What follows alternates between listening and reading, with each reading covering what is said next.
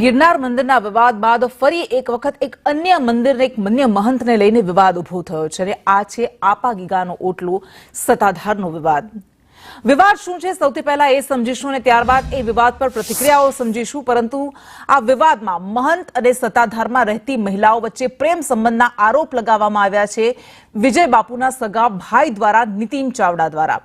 તેમણે એવું કહ્યું કે મહિલા અને મહંત બંને લગ્ન કરી લીધા હતા। આ આરોપ લગાયા છે, મહિલાનું નામ પણ આપવામાં આવ્યું છે અને સાથે એ પણ કહેવાયું કે સંપત્તિ, બહુ મોટી સંપત્તિ પણ એ મહિલાને નામે કરી દેવાઈ હતી।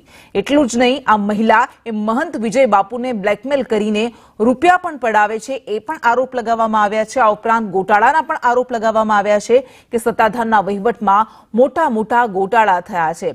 એટલું જ નહીં, વિજય બાપુ એ દાદાગીરી પણ કરતા હતા, ધમકાવતા હતા જે લોકો ત્યાં આવતા હતા, એ પણ આરોપ લગાવવામાં આવ્યો છે। મંદિરમાં જે પણ દાન આપવામાં આવતું હતું એ દાનની રકમ ગેરમાર્ગે વપરાઈ રહી છે એવો નીતિન ચાવડા કે જેઓ ખુદ વિજય બાપુના મોટા ભાઈ છે એમના દ્વારા આરોપ લગાવાયો છે અને એના કારણે જ આ આપા ગીગાનો ઓટલો ફરી એક વખત વિવાદમાં સપડાયો છે।